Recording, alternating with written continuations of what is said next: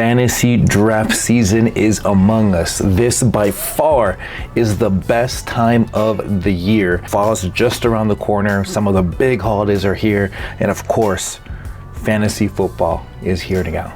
The first week of the NFL season is just a couple days away, and we're gonna get you ready for the fantasy draft. This video is gonna serve two purposes. Number one, give you an idea of which players to target round by round.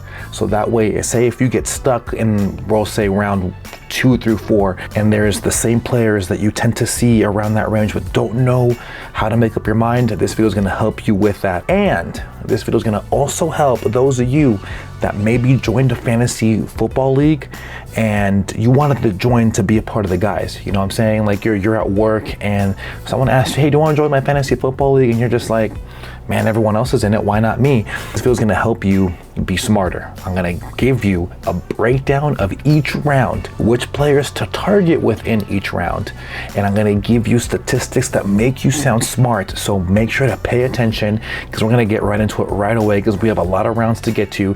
And before we go any further, this is for a 1 quarterback 12-team PPR league, and let's get right into it. Here we go. The first round. Now, my philosophy is as simple as this. You don't win your league at the draft, but you sure as heck can lose it. So be sure the first round you cannot mess up. Don't get cute. And that's why if you're within the first, we'll say the first 3 picks, you're going to target 2 players. That is first, of course, Jonathan Taylor, who is the consensus #1 running back in all of fantasy football. Or you're going to go for Christian McCaffrey. He's more than likely going to be there if you're there at the 2nd or 3rd overall pick. Get Christian McCaffrey. And I get it. If you don't know this, he's been hurt the last couple seasons. And I'm sure you're wondering, oh, he's injury prone. Why would I want to get Christian McCaffrey? Stop. This dude on a points per game basis was absolutely elite these last couple seasons, and I don't believe that the injuries that he sustained were because he was injury prone, just because he was unlucky.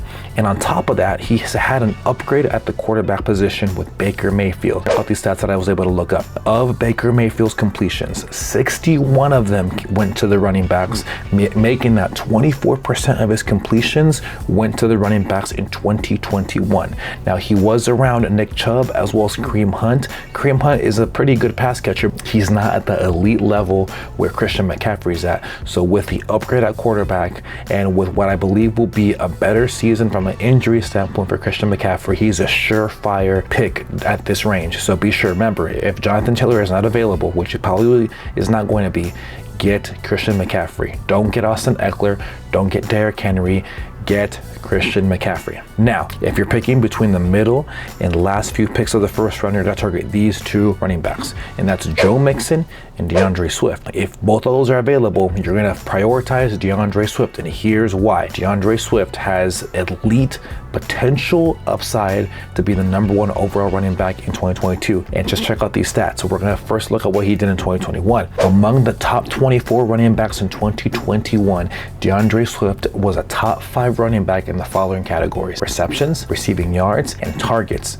And on top of that, Swift was the #1 running back in yards created per touch. Not only is this dude including in the passing game, which makes him an elite running back, especially in PPR formats, but he is somebody that has a big play potential. And I believe that with what they're doing right now in Detroit, DeAndre Swift is slated for a big season in 2022. So again, the late part of your first round, you're going to target DeAndre Swift. And if Joe Mixon's there, that's another great option, being that the offensive line in Cincinnati has improved. I love the development that's going on there with Joe Burrow. And I believe that this overall offense in Cincinnati is going to be improved, making Joe Mixon another good option there. If you're in the first round and none of these players are available and you have to go wide receiver, believe me when I tell you, you cannot go wrong with getting Cooper Kupp or Justin Jefferson. If you're drafting between the middle to late part of the first round, more than likely Justin Jefferson's going to be the one that's going to be available of those 2. And you know what? Feel comfortable drafting him, because I love the hiring of the offensive coordinator there in Minnesota, and I believe that that's going to bode well for Justin Jefferson as well as that offense, and he's a great pick in the first round. It's a second round, and you're going to be looking for Javonte Williams and Aaron Jones. This is going to be the order that you're going to prioritize them, because if Javonte Williams is there for you at the turn of the second round, you're going to want to get this dude, and I'm huge on Javonte Williams for the following reasons. Javonte Williams was 6th in evaded tackles. He was 8th in juke rate, and from an efficiency standpoint, he was just phenomenal. He was 6th in yards created. He was also 7th in yards created per touch. Not only is he someone that is extremely efficient, but he is somebody that can make big plays out of nothing as well. And you know what, real quick, I know that there's a lot of naysayers that say, oh, well, Melvin Gordon, they signed him. Skip me on the whole Melvin Gordon thing. Melvin Gordon settled on going back to the Broncos. No one wanted him.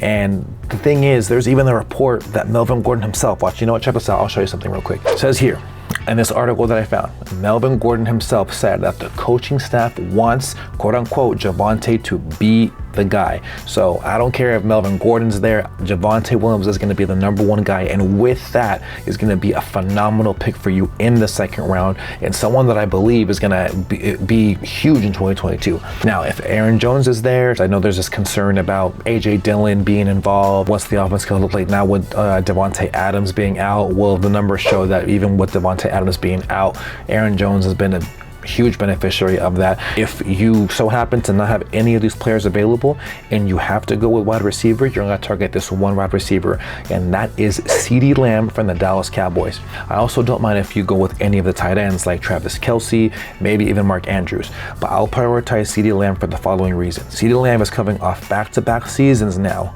with 110 plus targets. On top of that, Amari Cooper is no longer there with Dallas, making now CeeDee Lamb the clear wide receiver 1 for Dak Prescott, so expect more production like this out of CeeDee Lamb. And on top of all this, in 2021, CeeDee Lamb was 4th in juke rate, he was 12th in yards per route run, and he also was 3rd in broken tackles on reception. Check this out, this last stat I'm going to share with you.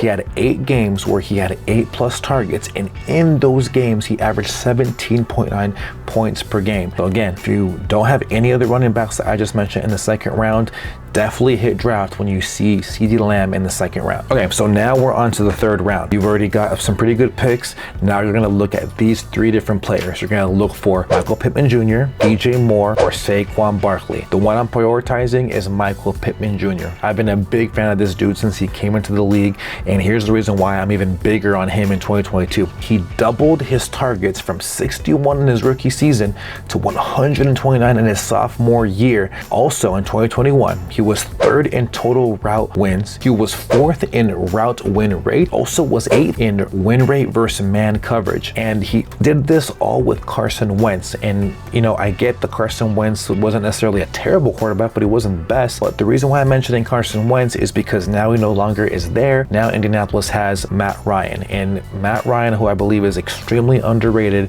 comes in with great value for Michael Pittman Jr. because Matt Ryan was a top 10 quarterback on target percentage, and now you couple with the production that Michael Pittman Jr. is able to do with getting separation. This makes for a great pairing and a great selection in the 3rd round for you. If you are going to want to go with running back and Saquon Barkley is there, that's someone who I believe is also going to be someone that you should get at a good value, being that he is still very talented, still very young, and I believe that the injury concerns are in the past, and with all the things they're doing in New York, Saquon Barkley is a safe pick for you there in the 3rd round. Okay, now we are in round 4. In round 4, you're going to target these 3 players: Travis Etienne, Terry McLaurin, or Courtland Sutton. Of all these players, the one I would target the most would be Courtland Sutton, and here's why. Not only has he had an upgrade with now having Russell Wilson as opposed to Drew Lock, but look at these numbers of what he did in 2021. Courtland Sutton was 2nd in average target distance, he was 8th in air yards, and he was 13th in route wins versus man. Now he has Russell Wilson, and Russell Wilson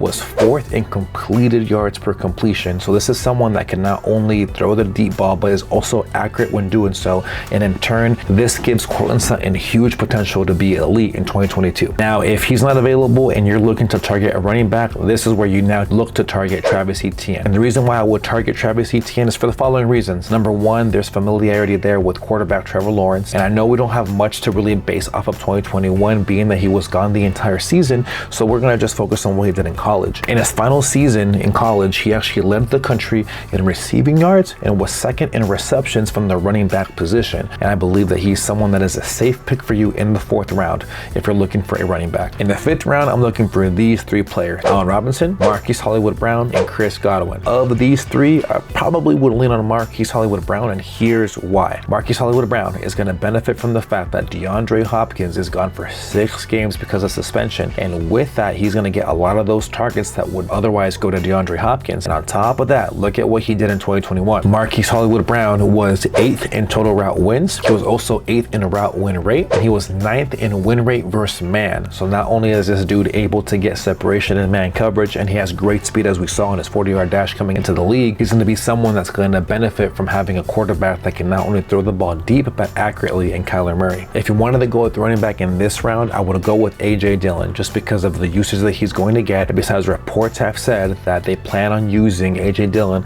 as the 1B there in Green Bay. Okay, we're on to the 6th round, but before we go any further, if you're getting value, be sure to hit that like button. Okay, so now you're looking for 3 wide receivers that you're going to target. Actually, the 6th round is going to be very interesting because as long as you can get yourself either Rashad Bateman, Gabriel Davis, Elijah Moore, or Alan Lazard, you're safe there. I have actually no preference. I'd be happy if you got any of those. But what we're going to do here, though, is if you're going to consider taking a quarterback, listen to me when I say this. You're only going to target quarterback Jalen Hurts from the Philadelphia Eagles. Before you start saying this is a homer pick because I'm an Eagles fan, granted that may play a part in this, but I believe Jalen Hurts has potential to be the #1 quarterback in 2022, and here's why. Look, it's quite simple. I'm sold on Hurts, okay? Look, in 2021, his completion rate went from 52 in his rookie season to 61 as a full-time starter, and that isn't amazing, but just know this: the #1 quarterback in fantasy football had a 63.3% percentage, which isn't too far from what Jalen Hurts did, and that's Josh Allen. But the main value of what happens here is that Jalen Hurts has elite level rushing ability, which increases his floor, meaning that if he just does a little bit better in the passing game, he's slated to explode. Here's some numbers that I want you to focus on. Jalen Hurts was 3rd in yards per attempt, and now you add the fact that he has A.J. Brown as his wide receiver 1, that's going to just explode even more. He was 5th in expected fantasy points per game. He was #1 in fantasy points per dropback. And on top of that, just look at these efficiency numbers. He has elite rushing upside, which makes him a must draft. And again, the only quarterback you're going to draft in round 6. Everyone else outside of Josh Allen or even Mahomes can wait, because the thing is, Josh Allen and Patrick Mahomes are going to cost you more than the 6th rounder. But if Jalen Hurts is sitting right there, that's the only one I'll allow you to take. Only take Jalen Hurts, no one else if you're going for the quarterback position in round 6. It's the 7th round. You're going to see these common names around this range. That's wide receiver Drake London, Devontae Smith, and Christian Kirk. Now, I love both Drake as well as Devontae, but you're going to go with Christian Kirk, and here's why. Kirk wins out for me because he would be probably the last wide receiver 1 that you can get at this cost. But if you're looking for a tight end, here's what I'm going to do for you. I'm going to offer you Dalton Schultz to draft here, and here's why. Dalton Schultz is part of a Dallas offense that was 3rd in passing yards as well as passing touchdowns. He also had over 100 targets in 2021, and just like I said with CeeDee Lamb, with Amari Cooper being gone, I believe this gives him a natural bump, being that there's concerns with Michael Gallup with his injury and not much depth outside of that at the wide receiver position. But here's this: in 2021, Dalton Schultz was 5th in routes run, he was 7th in air yards, he was 3rd in expected points added, and he was 7th in fantasy points per target at the tight end position, which is why this is where you're going to be drafting Dalton Schultz at a great value in the 7th round. In the 8th round, you're going to now focus on the following players: Brandon Ayuk, Chris Olave, and Garrett Wilson. Now, though I love both the rookies, Garrett Wilson and Chris Olave, you're going to focus on Brandon Ayuk, and here's why. He had a really rough start in 2021, and believe me, I had him in a couple leagues and it was heartbreaking to watch. But from week 11 through week 18, Brandon Ayuk actually found some favor within that coaching staff, and he was able to put up some pretty good numbers. During that time, he was the wide receiver 16, averaging 13.7 points per game. And on top of that, in 2021, he was 7th in juke rate, he was 11th in air yards per attempt, and he was also 16th in fantasy points per target. So this guy, when he gets the ball, good things happen. And for an 8th round cost, Brandon Ayuk is a value pick there at that range. Now we're on to the ninth round. The ninth round is where you're going to be focusing once again on getting running backs, but not just any running backs with potential upside. And those are going to be either Kareem Hunt, Tony Pollard, Ramondre Stevenson, or Rashad Penny. In this range, I would prioritize both Kareem Hunt or Tony Pollard just because they actually provide a weekly standalone value despite not being the starters for their offenses. Of those two, I would favor Kareem Hunt, and here's why. Kareem Hunt in 2021 was 6th in fantasy points per opportunity. He was 10th in true yards per carry, and he was also 15th in expected points added. If anything were to happen to the starters in those respective offenses, both Kareem Hunt or Tony Pollard would be elite handcuffs and great fill-ins for those weeks. Now we're on to round 10. Round 10, now you've already secured some pretty solid players at your position slots. Now you're looking for swinging for the fences. You're looking for high upside.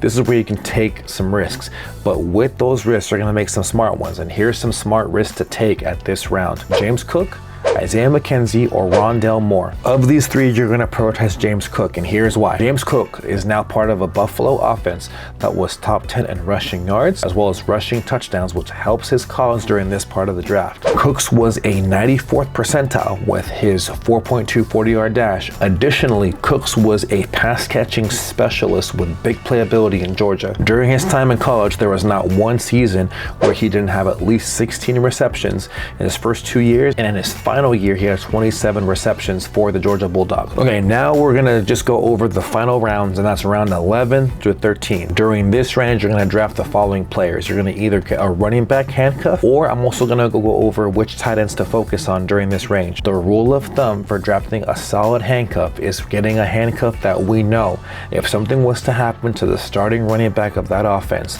the handcuff's gonna get at least 75% or more of the starter's shares, and that's when you wanna get someone like an Alexander Madison, Kenneth Walker, or even a Khalil Herbert. Just to give you an example of how important a handcuff is, Madison in 5 games last year filling in for Dalvin Cook averaged 21.5 rushing attempts with 5.5 targets, going for 21.7 fantasy points per game during that span. Now, if you're looking for late tight ends, some great values here would be someone like Pat Freiermuth as well as Cole Kmet. If your draft lineup consists of a defense and a kicker, do me a favor, these two are your last 2 picks. You better not draft the Buffalo Bills in round 8 or I will go through this screen and smack you. But please, wait on kickers, wait on defenses, and you know what, believe it or not, I would not even be mad at you if you didn't draft a kicker or a defense. Pick them up on Thursday before your matchup, even on Sunday if you want to, but do not get a kicker, do not get a defense before any position players. It's just too much depth, and you have to capitalize on any potential upside as much as you can possibly get. So okay, I hope this helped you. Again, have some fun. The draft season is literally my favorite part of the year. Some quick pointers before I go. Make sure to mock draft as much as you possibly can. Understand your settings going into your draft, and make sure to also know, despite you having a game plan, you have to know how to make adjustments on the fly. Do not force any picks. Let the draft come to you. The best managers know how to make adjustments and not get rattled. Even though you may have a game plan, prepare for that game plan to not go as planned. So hey, hope you found value in it. If you did, be sure to subscribe, like, and also be sure to check out some of these other videos to help you get ready for the draft. Thank you guys for watching, and as always, keep it 100.